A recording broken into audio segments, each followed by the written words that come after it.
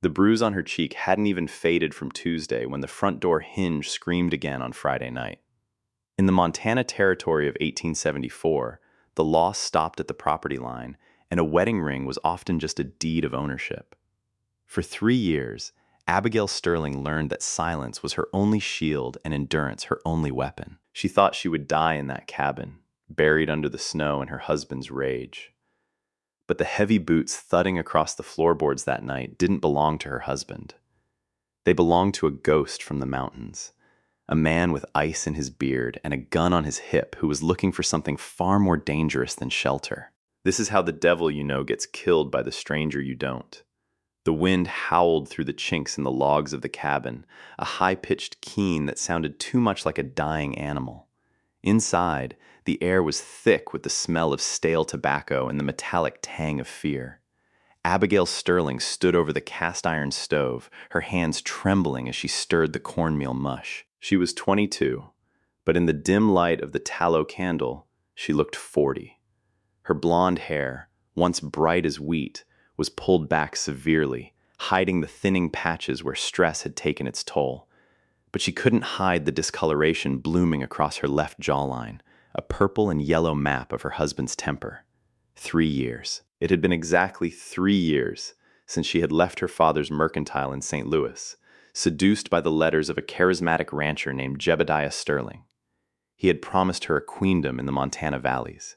He had promised vast herds of cattle and a house with glass windows. What she got was a shack 10 miles from the nearest neighbor in a place called Dead Man's Gulch, and a husband who loved whiskey more than he loved God, and loved hurting her more than he loved whiskey. Thud, thud, thud. Abigail froze. Her heart hammered against her ribs like a trapped bird. Those weren't the erratic, stumbling steps of Jebediah when he was drunk. These were heavy, rhythmic, intentional. The heavy oak door groaned inward, pushed by a gust of snow and a gloved hand. Jebediah stumbled in first, his face flushed with the biting cold in the bottle. He was a handsome man once, with a sharp jaw and bright eyes, but the frontier had rotted him from the inside out. Now, his eyes were bloodshot swamps of malice. "Get the coffee on, woman," Jeb barked, kicking the snow off his boots against the hearth. "We got company." Abigail didn't look up. Eye contact was a provocation. "Yes, Jeb. Don't just stand there mumbling. Look at who I brought." She slowly lifted her gaze, bracing herself for one of Jeb's drinking buddies, usually rough drifters or cattle thieves from Bannack. But the man standing in the doorway was neither. He was massive, filling the frame of the door so completely the wind seemed to stop out of respect. He wore a coat made of bear fur, the hide still smelling wild and musky. A wide-brimmed hat cast a shadow over his face, but Abigail caught the glint of steel-gray eyes. Eyes that didn't dart around the room like a thief's, but settled on things with terrifying stillness. "Shut the damn door, Silas," Jeb snapped, moving toward the whiskey jug on the table. The big man, Silas, turned and closed the door with surprising gentleness. When he stepped into the light, Abigail gasped softly. A scar ran from his hairline, slicing through his left eyebrow and ending just above his lip. It pulled his face into a permanent, rugged scowl, yet there was no cruelty in it, just history. He carried a Winchester rifle in the crook of his arm like it was a part of his anatomy, and a Colt Navy revolver hung low on his hip, the leather of the holster worn smooth. "Abigail," Jeb sneered, pouring a drink. "This here is Silas Kincaid. Says he used to know my brother back in Kansas. Says he's a trapper." Silas Kincaid didn't speak. He took off his hat, revealing thick, dark hair matted with sweat and snow. He looked at Jeb, then his gaze slid to Abigail. He didn't look at her dress or her figure. His eyes went straight to the bruise on her jaw. For a second, the room temperature seemed to drop 10 degrees. "Ma'am," Silas grunted. His voice sounded like gravel grinding under a wagon wheel. "Mr. Kincaid," Abigail whispered. "Sit down, bear man," Jeb commanded, waving a hand. "The woman will feed us. Then we talk about that gold." Abigail's stomach turned. Gold? There was no here. Just debt and misery. Silas moved to the table and sat. The chair creaked in protest. He placed his hands on the wood, hands the size of shovels, scarred and calloused. "I didn't come for dinner, Sterling," Silas said, his voice low but cutting through the wind outside. "I came for what you owe the bank in Virginia City, and I ain't leaving until the snow clears or the debt is paid." Jeb laughed, a harsh, jagged sound. "The bank sent a mountain man to collect?" "That's rich. I told them I'd pay after the spring thaw." "Bank didn't send me," Silas corrected. He looked at Abigail again, watching her pour the coffee. His eyes narrowed slightly as he saw her wince when the heavy pot strained her wrist, a wrist Jeb had twisted only yesterday. "I bought the note." Jeb stopped laughing. "You what?" "I bought your debt," Silas said calmly. "You owe me now. $500. Abigail nearly dropped the coffee pot. $500 was a fortune. It was more money than she had ever seen. Why would this stranger buy a bad debt from a failing rancher? Jeb slammed his fist on the table. "You think you can just walk in here?" "I think," Silas interrupted, "that if you raise your voice again, I'm going to break your hand." The silence that followed was absolute.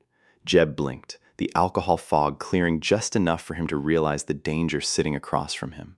He looked at Silas's stillness, at the Winchester leaning against the table, and he swallowed his rage. "Abby," Jeb hissed, his voice trembling with suppressed violence. "Get the food. Now." Abigail hurried to the stove, her heart racing. She had prayed for a savior for 3 years. She hadn't expected him to look like a grizzly bear, and she certainly didn't expect him to own her husband's life. Dinner was an exercise in suffocation. The only sounds were the scraping of tin spoons against wooden bowls and the relentless wind battering the cabin. Abigail didn't eat. She stood by the hearth, hands clasped, watching. She knew the routine. If the food was too hot, Jeb would throw it. If it was too cold, he would throw it. If it was perfect, he would find something else to break. But tonight, Jeb was subdued. He ate quickly, eyes darting toward the Winchester rifle Silas had propped against his chair. Silas ate slowly, methodically. Every few minutes, his gaze would flick to Abigail. It wasn't leering, it was assessing. Like he was checking the structural integrity of a bridge before crossing it. "So," Jeb said, wiping grease from his chin with his sleeve. "You bought the note. Why?" Silas set his spoon down. "Land. This land?" Jeb scoffed. "It's rock and scrub. Cattle die here just to spite you." "Water rights," Silas replied. "The creek that runs through the North Ridge. It feeds the valley below." Abigail frowned. The North Ridge was dry. It had been dry for 2 years. Everyone knew that. Why would a man pay $500 for a dry creek bed? "You're a fool then," Jeb sneered, gaining a bit of his confidence back. "But if you want the deed, you'll have to wait. I ain't got the cash." "I know," Silas said. "That's why I'm staying." Jeb froze. "Excuse me?" "Storm's setting in." Silas gestured to the window, which was now completely white with snow. "Pass is closed. I stay here until the weather breaks. You work off the interest in the meantime." "I ain't working for you in my own house," Jeb roared, standing up. Silas didn't stand. He didn't even flinch. He just looked up at Jeb, his eyes dark and flat. "You can work it off, or I can take it out of your hide. The law in Virginia City knows I'm here. They know the debt is legal." Jeb stood trembling, his fists clenched. He looked at Abigail, looking for a target for his humiliation. "You," he snarled at her. "Clear the table. Fix him a pallet by the fire. If he complains about the lumps, it's coming out of your skin." Abigail rushed forward, grabbing the bowls. As she reached for Silas's bowl, her sleeve rode up, revealing a fresh, angry welt on her forearm where Jeb had burned her with a cigar 2 days prior. She yanked her arm back, but not before Silas saw it. His hand shot out, impossibly fast, and grabbed her wrist. Abigail gasped, dropping the bowl. It clattered to the floor, spilling mush. She flinched, squeezing her eyes shut, waiting for the blow, waiting for Jeb to scream. But the blow never came. Silas held her wrist gently, his thumb brushing over the burn mark. His skin was rough, like sandpaper. Touch was light. He looked at the wound, then up at Jeb. "Did a horse do this?" Silas asked, his voice dangerously quiet. Jeb was staring at them, his face turning a mottled purple. She's clumsy. Burned herself on the stove. Let her go. Silas didn't let go. He looked Abigail in the eye. Did the stove do this, ma'am? Abigail couldn't breathe. If she told the truth, Jeb would kill her the moment this man left. If she lied, yes, she whispered, her voice breaking. The stove. Silas stared at her for a long moment, reading the terror in her pupils. Slowly, he released her arm. Be careful, Silas said, his gaze shifting back to Jeb. Fire is dangerous. It consumes everything if you don't watch it. Jeb laughed nervously. She ain't smart, but she cooks. Get the pallet, woman. Later that night, the cabin was dark, save for the dying embers in the hearth. Jeb was snoring loudly in the back room, passed out from the stress and the last of the whiskey. Abigail lay on the floor in the corner of the main room, wrapped in a thin quilt. Jeb didn't allow her in the bed when he was angry, and tonight he was furious. Silas lay on the pallet by the fire, a dark mound in the shadows. Abigail stared at the ceiling, listening to the wind. She thought Silas was asleep. He'll kill you one day. A deep voice rumbled from the hearth. Abigail stiffened. She turned her head slightly. Silas was lying on his back, staring up at the same ceiling. Go to sleep, Mr. Kincaid, she whispered. I've seen it before. Silas continued, as if she hadn't spoken. Men like him, they're small inside, so they try to make everyone else smaller. He's my husband. That's a title, Silas said. Not an excuse. He rolled over, the bear fur coat shifting. I ain't leaving without my money, Abigail. But I reckon the price is going to be higher than just dollars. Abigail didn't answer. She pulled the quilt tighter around her shoulders, tears pricking her eyes. For the first time in 3 years, someone had seen the bruises and not looked away. But hope was a dangerous thing in Dead Man's Gulch. Hope got you hurt. She closed her eyes, but sleep didn't come. She kept thinking about the look in Silas's eyes when he touched her arm. It wasn't pity. It was recognition. And she wondered, with a shiver that had nothing to do with the cold, what kind of scars Silas Kincaid was hiding under that coat. The storm raged for 3 days. The cabin became a pressure cooker. The snow piled up past the windows, sealing them in a twilight gloom. There was no escape. Jebediah's mood swung like a pendulum between sullen silence and explosive irritability. He hated Silas. He hated the way Silas sat in his chair, cleaned his gun, and watched everything with those unblinking gray eyes. But mostly, he hated that he was powerless. Silas Kincaid was an immovable object. He chopped the wood, hauling logs that Jeb would have dragged with a horse. He fixed the leaking roof corner, climbing up into the gale without a word. He was useful, and his competence made Jeb feel even smaller. On the second afternoon, the tension snapped. Abigail was sweeping the floor, her back to the men. Jeb was sharpening a skinning knife at the table, the sound of steel on stone filling the room. Silas was oiling his Winchester. You eyeing my wife, Kincaid? Jeb asked suddenly. Silas didn't look up. I'm eyeing the weather. I seen you. Jeb stood up, the knife in his hand, watching her.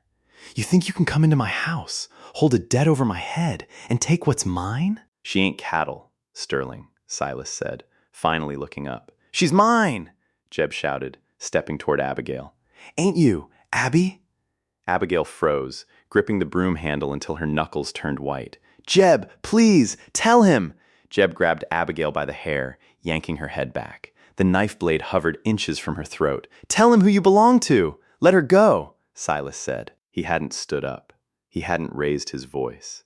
But his hand was resting on the Colt Navy on the table. Or what? Jeb challenged, pressing the flat of the blade against Abigail's cheek. You gonna shoot me? You won't get your money then. I don't need the money that bad, Silas said. The air in the room grew heavy, electric. Jeb, stop! Abigail cried out, tears streaming down her face. I'm yours. I'm yours, Jeb grinned, a sick, twisted victory. He shoved Abigail away. She stumbled, hitting her hip hard against the wood box. See? Jeb sneered at Silas. She knows her place. Jeb turned back to the table, slamming the knife down. In that split second, Silas moved. It was a blur of motion. One moment Silas was sitting. The next, he was across the room. He didn't draw his gun. He didn't throw a punch. He grabbed Jeb by the throat and slammed him against the log wall. The cabin shook. Dust rained down from the rafters. Silas lifted Jeb off the ground, his massive hand encompassing Jeb's entire neck. Jeb clawed at Silas's wrist, his legs kicking uselessly, his face turning beet red. "Listen to me, you little worm," Silas growled, his face inches from Jeb's. The scar on his forehead seemed to pulse with rage. "You touch her again while I'm in this house, and I will drag you out into that storm and tie you to a tree until you turn to ice." Jeb gagged, his eyes bulging. "Do you understand me?" Silas tightened his grip. Jeb nodded frantically. Silas dropped him. Jeb crumpled to the floor, gasping for air, clutching his throat. Silas turned to Abigail. She was huddled by the wood box, trembling violently. He took a step toward her, and she flinched, covering her head. Silas stopped. A look of profound pain crossed his face. He backed away slowly, hands raised. "I'm going to check the horses," Silas muttered. He grabbed his coat and hat and stormed out into the blizzard, slamming the door behind him. Inside, the only sound was Jeb's ragged breathing and Abigail's quiet sobs. Jeb looked up from the floor, rubbing his bruised neck. His eyes weren't filled with fear anymore. They were filled with a cold, calculating hatred.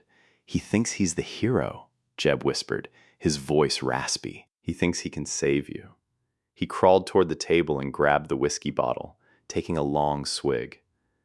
"Nobody leaves Dead Man's Gulch, Abby," Jeb said, wiping his mouth. "Not you.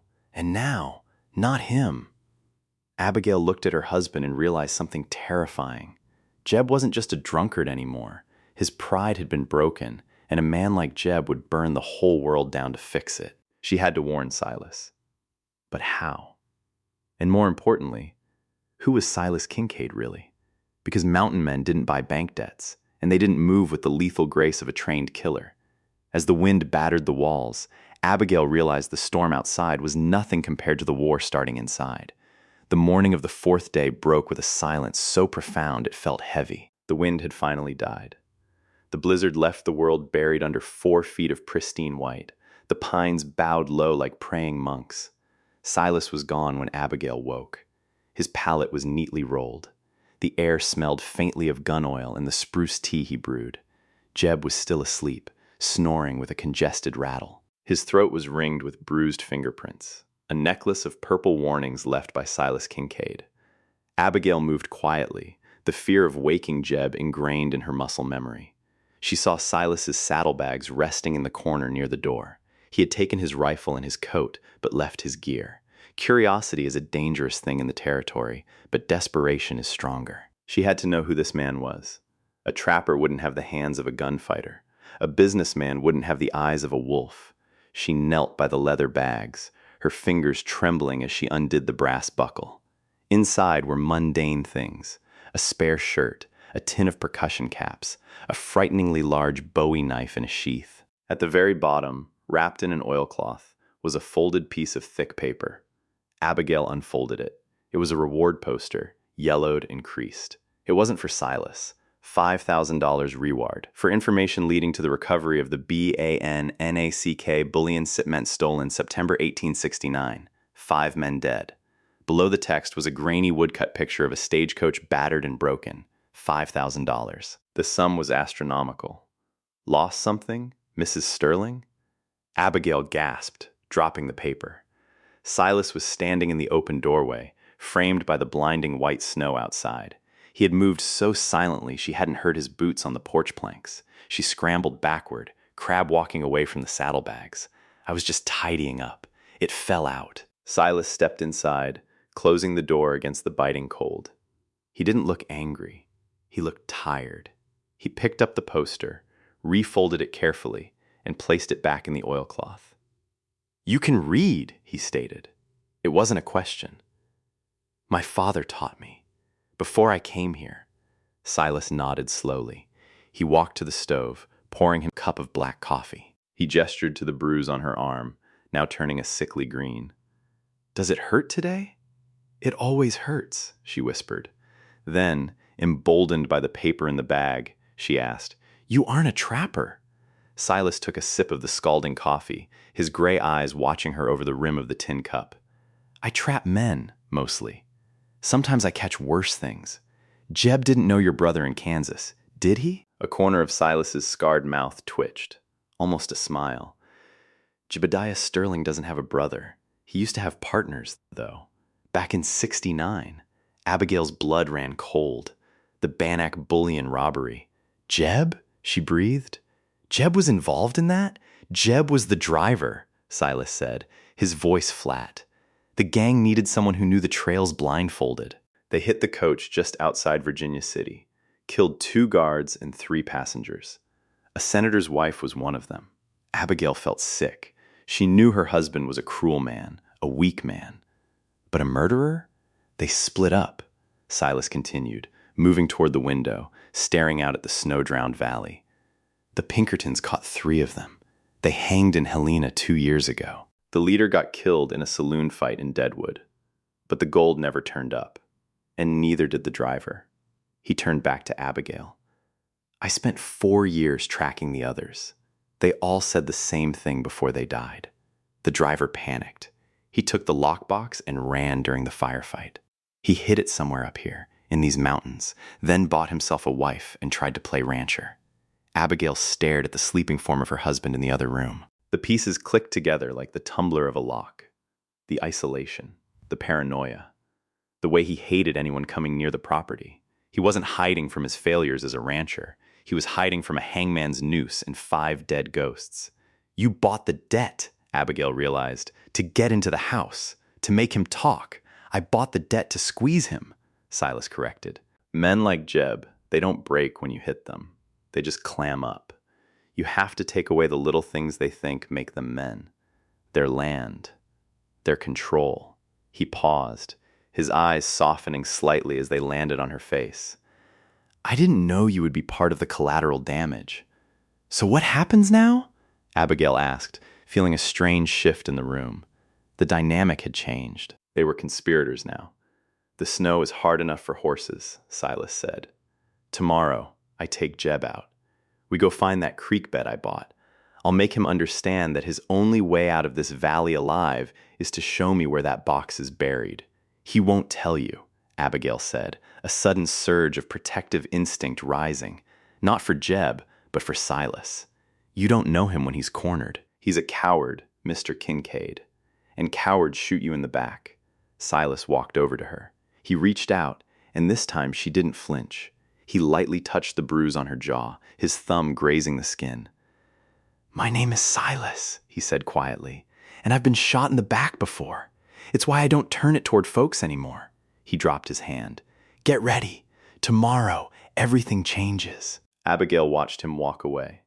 She realized with a jolt that for 3 years, she had been praying for God to send an angel to save her. Instead, he had sent a wolf to eat the rat she married. And God help her, she preferred the wolf. The 5th day dawned blindingly bright. The sun reflected off the snow with a brilliance that seared the eyes. It was deceptive. The air temperature was 20 degrees below freezing. Jeb seemed different this morning. The sullen rage was replaced by a jittery energy. He was overly helpful, fetching wood, pouring Silas's coffee. It unnerved Abigail more than his anger. Snow's packed hard. Kincaid, Jeb said, chewing rapidly on a piece of salt pork. If you want to see that North Ridge, today's the day, before another front moves in. Silas nodded slowly, watching Jeb with the same detached interest a man watches a rattlesnake coiling. Saddle the horses. While the men were in the barn, Abigail nervously cleaned the kitchen. Her stomach was twisting in knots. She kept replaying Silas's words. I take Jeb out. I'll make him understand. She heard Jeb come back onto the porch to grab his heavy woolen coat. Through the crack in the door, she saw him stop by the woodpile. He reached behind the stack, pulling out something wrapped in an oily rag. He quickly shoved it into the deep pocket of his coat before entering the cabin. A Remington Derringer, a 2-shot pocket pistol. Nasty up close, useless past 10 feet. Abigail's breath hitched. Jeb already had his main revolver on his hip, the one Silas had checked and emptied of cartridges the first night. Jeb was walking out there with a hidden gun. The men entered, stomping snow. Ready? Silas asked, pulling on his bear-hide gloves. He looked massive in the small room, a force of nature constrained by four walls. Yeah, let's get this over with, Jeb muttered. He wouldn't look at Silas. He wouldn't look at Abigail. As they turned to leave, Abigail lunged forward. Silas. Jeb spun around, his eyes wide and manic. Shut your mouth! Woman, get back to the stove! Silas put a hand on Abigail's shoulder, stopping her. He looked down at her, his gray eyes intense. It's all right, ma'am.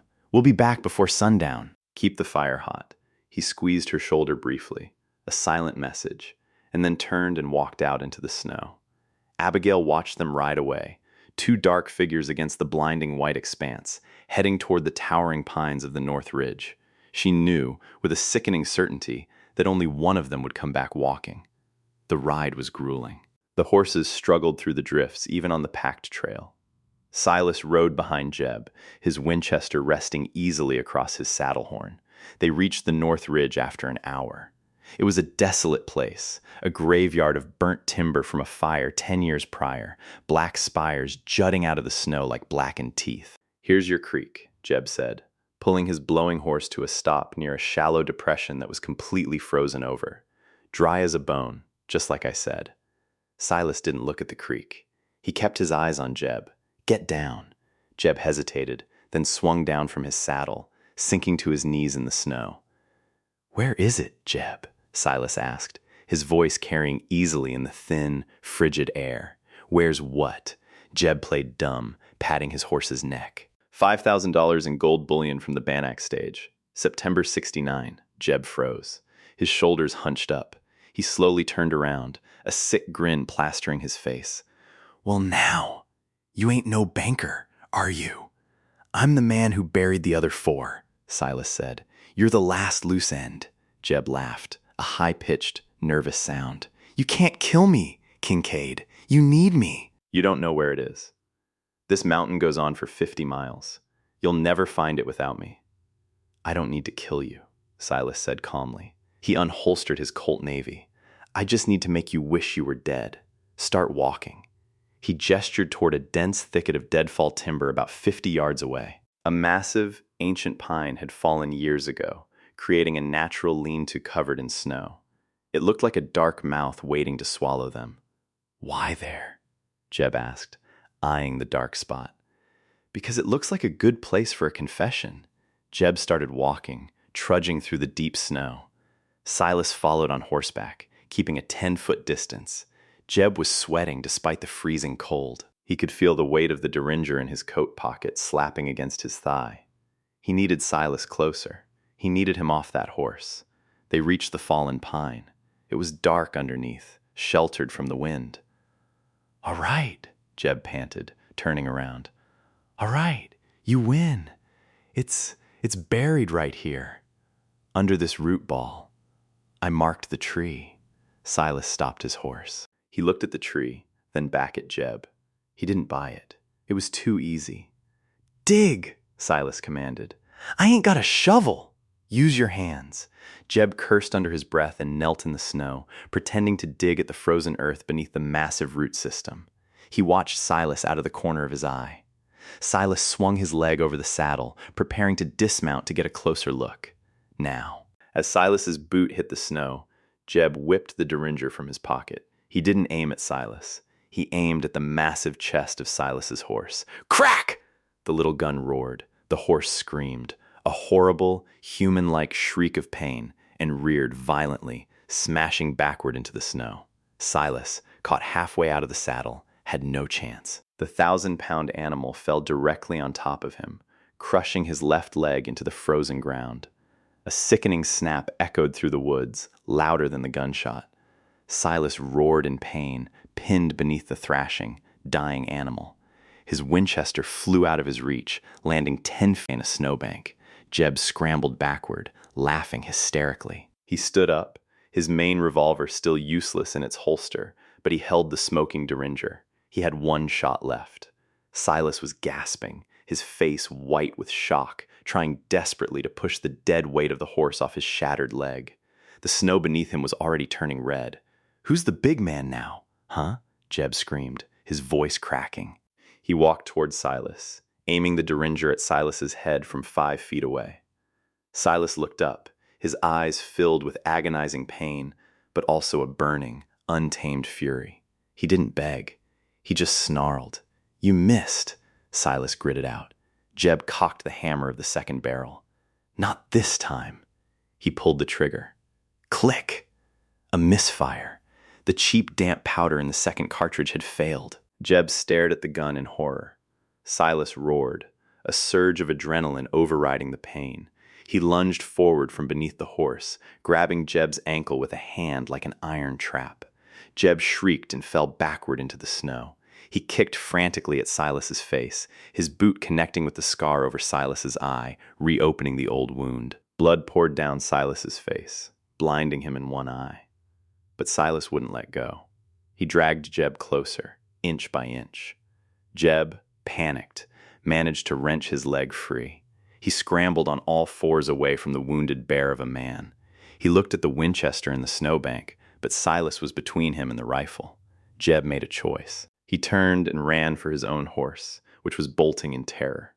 He managed to grab the trailing reins and haul himself into the saddle.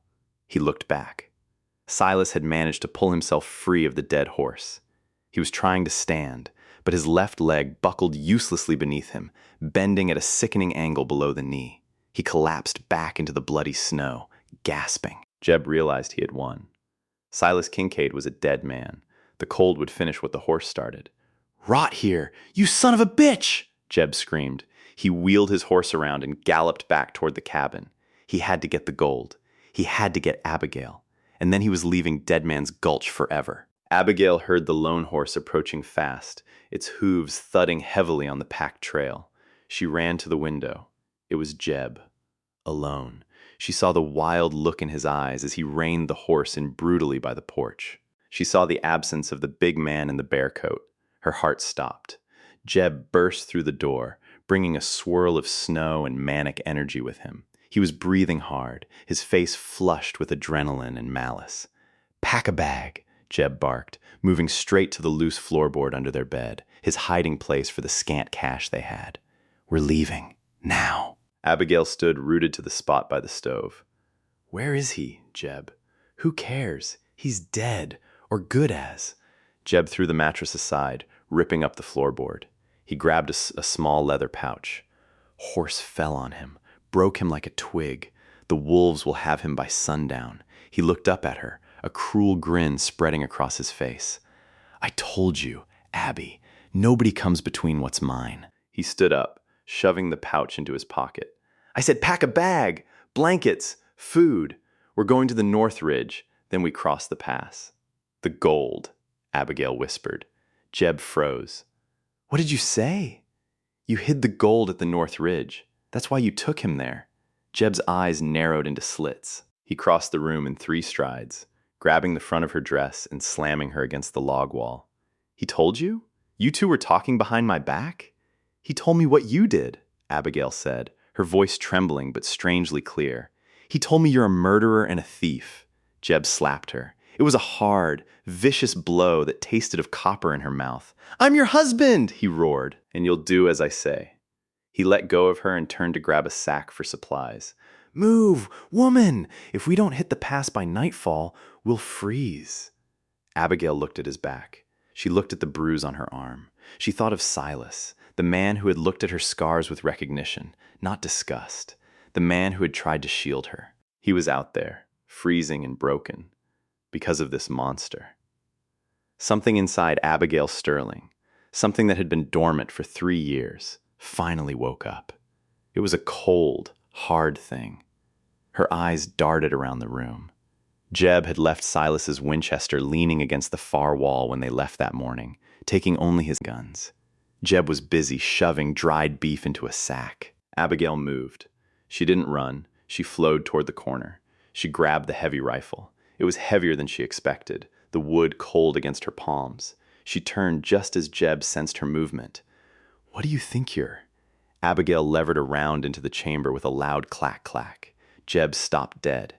He stared at the rifle, aimed squarely at his chest. He laughed, but it sounded brittle. "You ain't got it in you, Abby. Put it down before I really hurt you." He took a step toward her. "Another step, Jeb, and I swear to God I'll put a hole in you." Her voice was unrecognizable to her own ears. It was low, guttural. It sounded like Silas. Jeb hesitated. He saw the look in her eyes. It wasn't fear anymore. It was hate. Pure, unadulterated hate. "You're crazy," Jeb whispered. "Get out," Abigail commanded, gesturing with the rifle barrel toward the door. "This is my house! My gold is out there! Your gold is blood money! And this house is a prison. Get out! Walk to Bannack for all I care. But you aren't taking a horse, and you aren't taking me." Jeb stared at her, his mind racing. He could try to rush her, but at this range, even she couldn't miss. His Derringer was empty. His main gun was still unfired, but drawing against a leveled rifle was suicide. His cowardice won out. It always did. All right, Abby. Easy." He backed slowly toward the door, hands raised. "You'll freeze here alone, you know. You need me." "I'd rather freeze alone than live one more day with you." Jeb reached the door.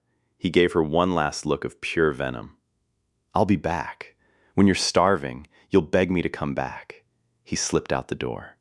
Abigail rushed to it, slamming it shut and dropping the heavy oak bar into place. She watched through the window as Jeb, cursing violently, started trudging down the snowy lane on foot toward the main road, a 20-mile walk in killing cold.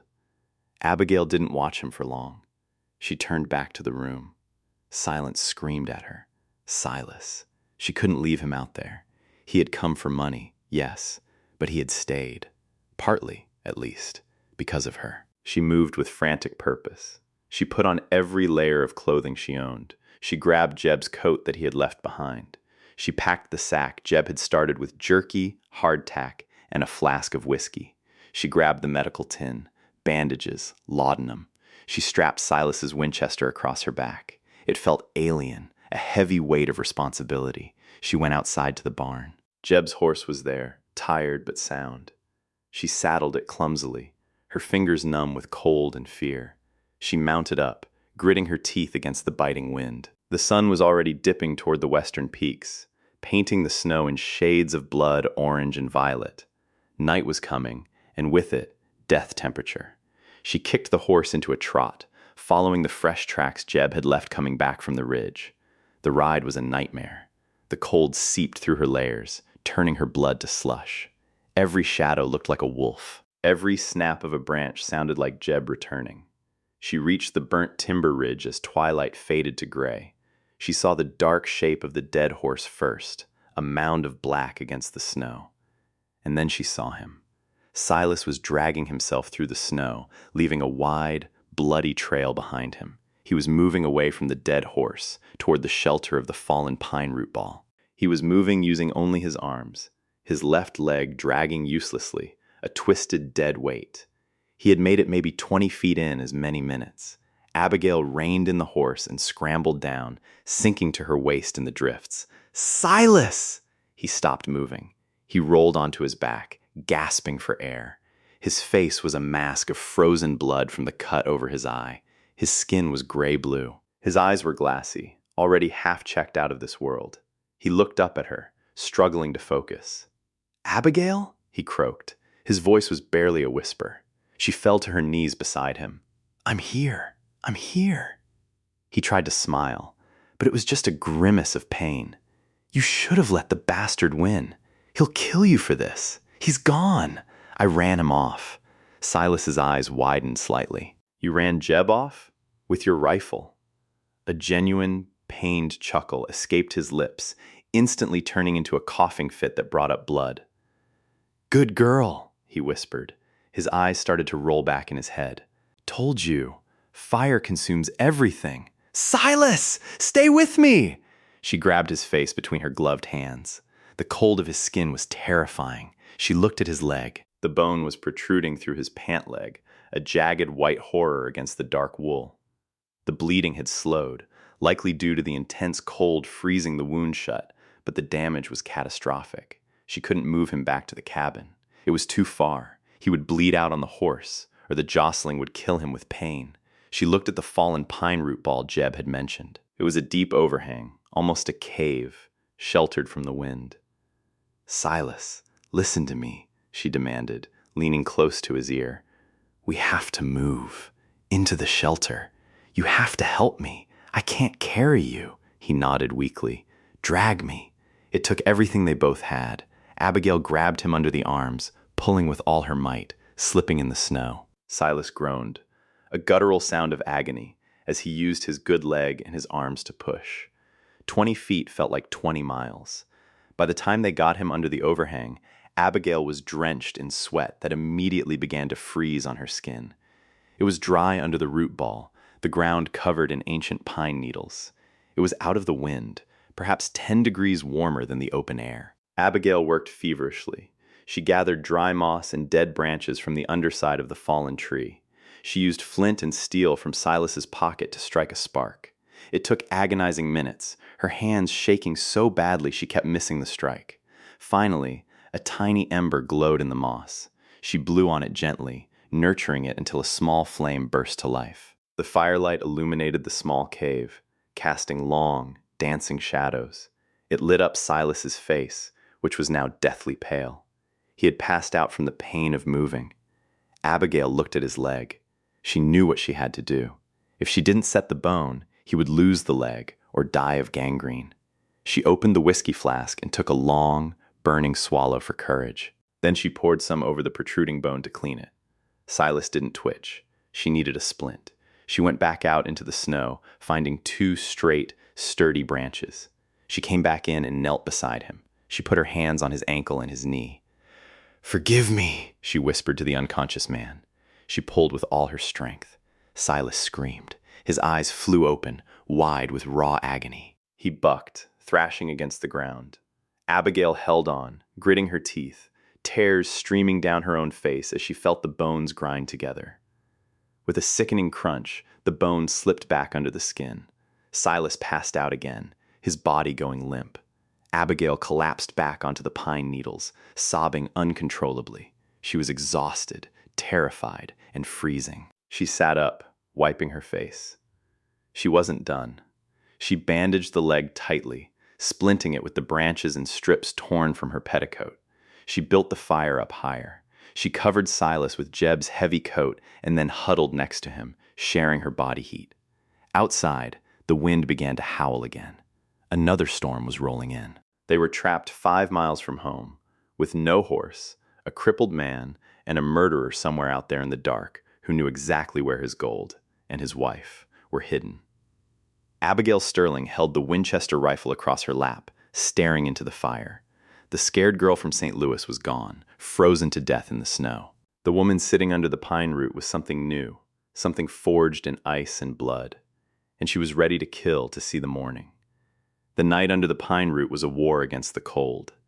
Abigail kept one hand on Silas's chest, feeling the ragged rise and fall of his breathing, and the other on the stock of the Winchester. Fever took him around midnight, making him thrash and mumble about past battles, but Abigail held him through it, her body heat the only thing keeping the frost from claiming them both. By dawn, the storm had passed. The sky was a piercing blue, the sun reflecting off the new snow with a brilliance that blinded. Silas was weak, his leg a ruin of pain, but the fever had broken. "We can't stay," Silas rasped, shifting his shattered leg. "If the cold doesn't get us, the wolves will." Abigail looked at the massive root ball of the fallen pine. The spot where Jeb had claimed the gold was buried.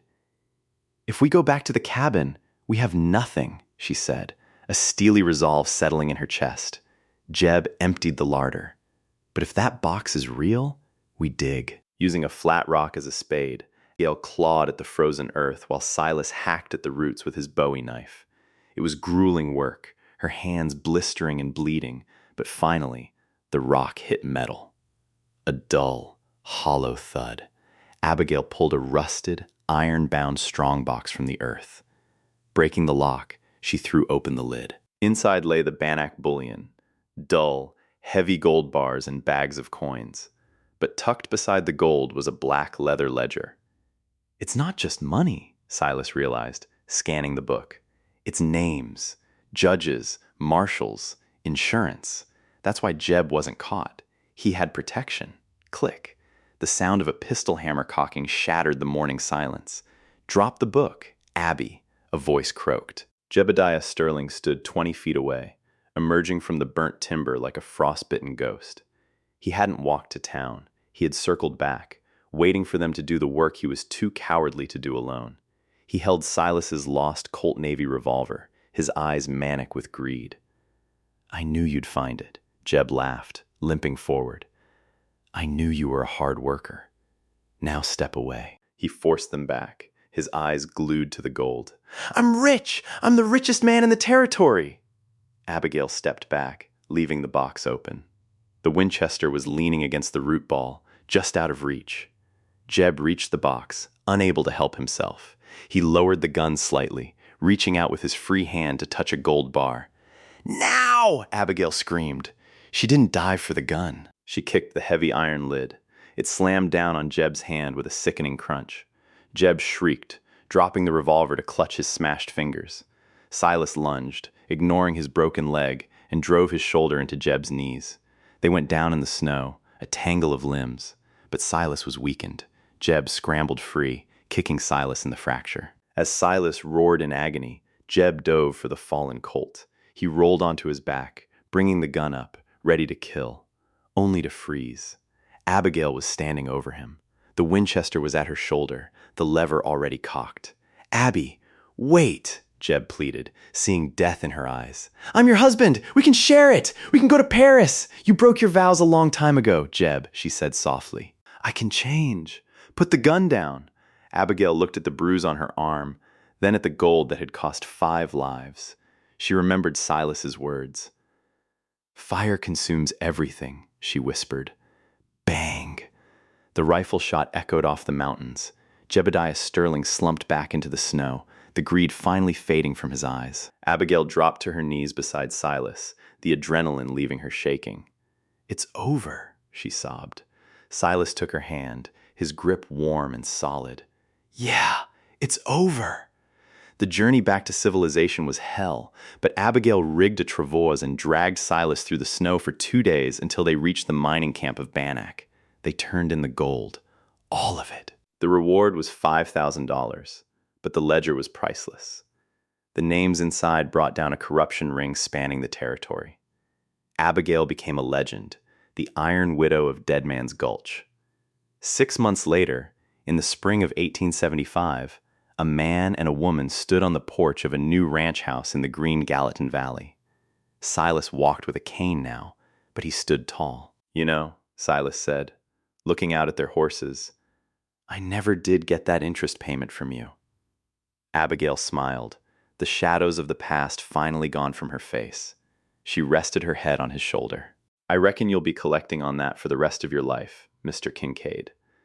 That is the story of Abigail Sterling and Silas Kincaid. It's a reminder that sometimes the hardest prisons to escape are the ones built inside our own homes, and that salvation doesn't always come with a halo. Sometimes it comes with a scar and a loaded gun. What I love about this story is that Abigail wasn't just a damsel in distress. She saved herself in the end. Silas was the catalyst, but she was the one who pulled the trigger on her own freedom. It's a testament to the resilience of the human spirit, even in the harshest of frontiers. If you enjoyed this gritty tale of survival, betrayal, and justice in the Wild West, please smash that like button. It really helps the channel grow. Share this video with anyone who loves a good Western drama with a twist. And don't forget to subscribe and hit the bell icon so you never miss a story. Let me know in the comments, would you have kept the gold or turned it in like Abigail? Thanks for watching, and I'll see you in the next story.